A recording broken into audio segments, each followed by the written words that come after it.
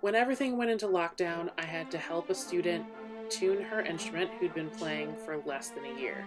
And under the best of circumstances, tuning a violin is a delicate process.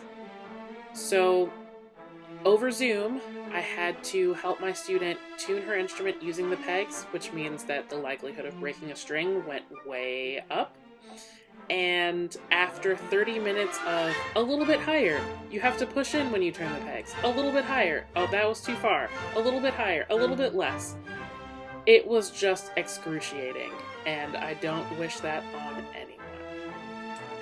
For me, online teaching has been a lot more browser management than I guess I thought it was originally, making sure that I have all the links open for everything I might reference. YouTube videos started for music, so I don't engage youth in really interesting activity, only to then have a 15-second ad play before we can actually get going on the activity.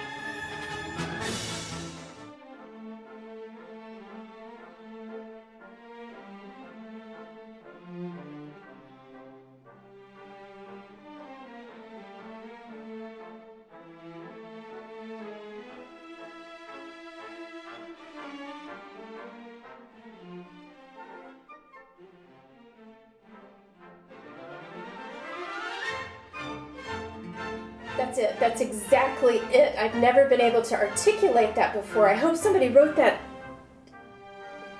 What? Unmuted?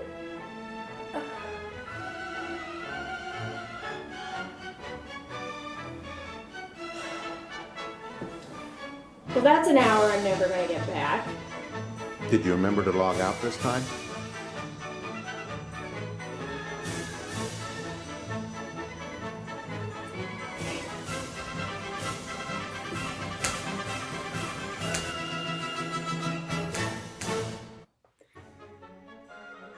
As a facilitator, I just can't rely on my teacher spidey senses anymore. I can't subtly catch someone's eye or draw them into a conversation or listen in on what a group is talking about. One of the challenges that we've been facing for remote learning is focus. Challenge: parent participation in classes for our youngest dancers.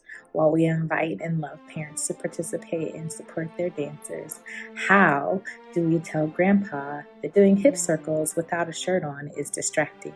And how do we tell mom that sharing all of your daughter's hip hop videos that you record for family may be embarrassing for her in front of her friends and peers in class? Come to class, Grandpa. Come to class, Mom. Encourage your children to participate, but it's their class. One surprising challenge I've discovered while teaching performing arts on video are the pod people. I'm not talking about the students in learning pods. I'm talking about the shadowy figures that assist them, hovering somewhere around the edges of the camera. They're not super easy to contact. We have yet to establish a line of communication. We suspect that they are benign or perhaps even very helpful. But until we set up some way to communicate with the pod people and know that they're hearing us, we just have to guess that they have our best interests at heart. But through virtual learning, it's been quite the task to keep kids focused, especially when there's a mute button and they can just, not say anything at all. I haven't had to teach young people virtually at all, which I'm fairly thankful for. But I have witnessed a ton of remote learning now as a parent, and it's been the whole spectrum. A big challenge that I have encountered as we've embarked on remote learning is how to be sensitive to the needs of our teachers, since I know that this has been really overwhelming for them, but also trying to navigate CPS as a district and all the policies that are put in place to come in as a provider. I never thought I'd have to bug my 7-year-old to turn his camera on or realize that my 4-year-old already knows how to use the mute button. And one of the most challenging things about virtual instruction has just been dealing with and figuring out technology. It's like, what is it? How do we use it? And how do we not be at the mercy of our internet service provider's connection speed, or the connection speed of our young people, or the limitations of technology? The number of times when, like, I've cut out giving instructions, or a young person has cut out and not been able to hear me, or their Zoom link hasn't been able to work. Can't count them. Can't count them. And it has to do with finding the balance between setting and holding high expectations and showing empathy. And it's just all the outliers that normally exist in a classroom, knowing that you have to make a lesson plan and throw it out, feel like they're multiplied 10 times online. And it's, I don't know how to use a computer myself. So how do I teach and make sure my young people that I'm working with also are able to fully access that technology? We learn over and over again that setting and holding high expectations makes us better professionals and better individuals. And generally, I believe that that's true. But in these times, when it comes to things like setting deadlines for our teaching artists or expecting students to have their screens on the entire time while programming is virtual, I am still struggling with where the line is between pushing the people that I work with and holding them to high expectations and showing folks that I understand and am empathetic to the fact that no matter where you are, or where your stance is on the current circumstances, everyone is going through it right now and everyone is struggling, and that deserves to be honored.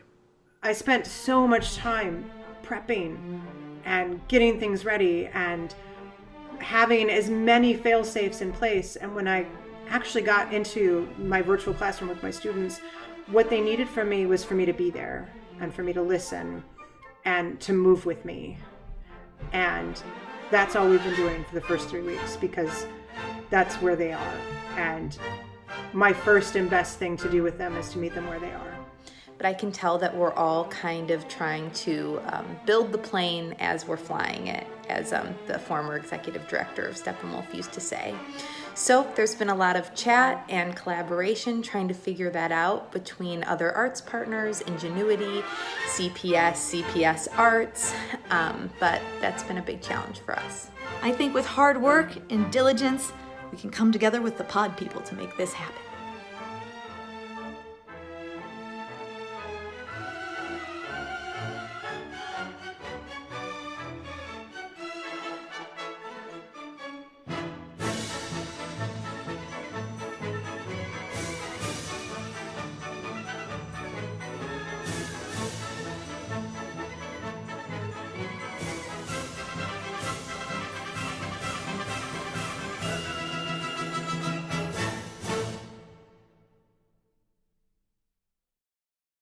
Well, that basically sums up the status of remote learning in the arts.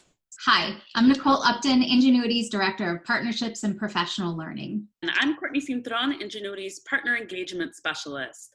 Welcome to our professional learning series on virtual learning in the arts. And a special shout out to our Partnership and Professional Learning panel for that amazing video. So Nicole, wouldn't you say that virtual teaching and learning is at the forefront of many arts organizations and educators' minds right now, especially as the global COVID-19 pandemic thrust remote learning into the spotlight and as classes also resume? Absolutely, Courtney.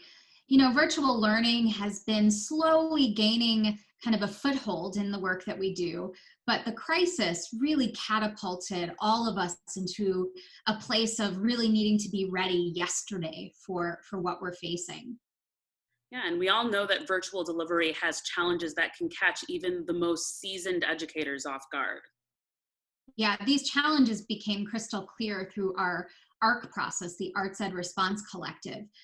Ingenuity convened several stakeholders to really hear about what some of those challenges were on the ground and what was emerging as a result of not only COVID-19, but also as a result of the violence on Black communities.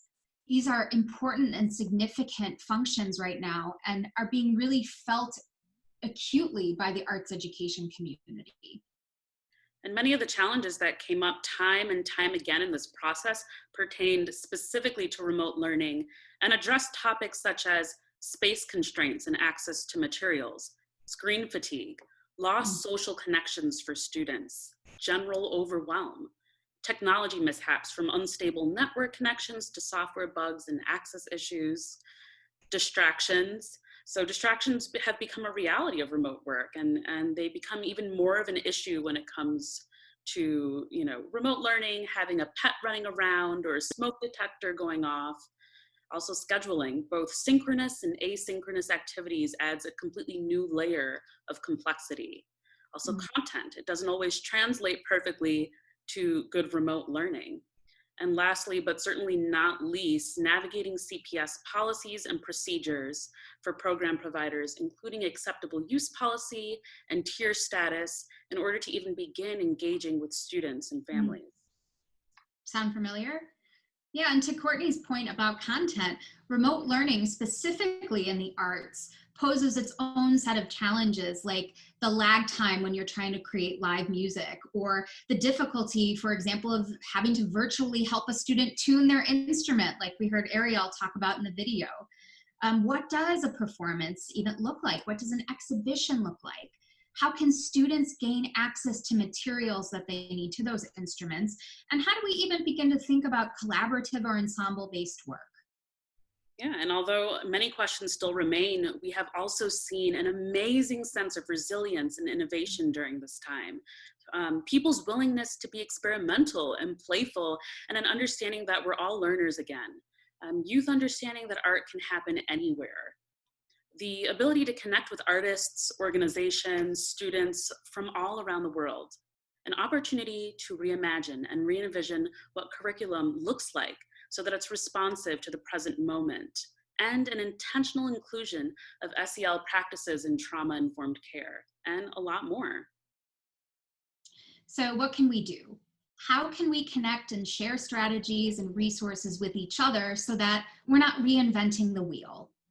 Well, from September 28th through 30th, Ingenuity, with the leadership of our Partnerships and Professional Learning team, will be convening with arts partners to knowledge share and co-source those solutions, those actions, the strategies and the assets, not only to general remote learning, but really those discipline-specific challenges that we are all in right now.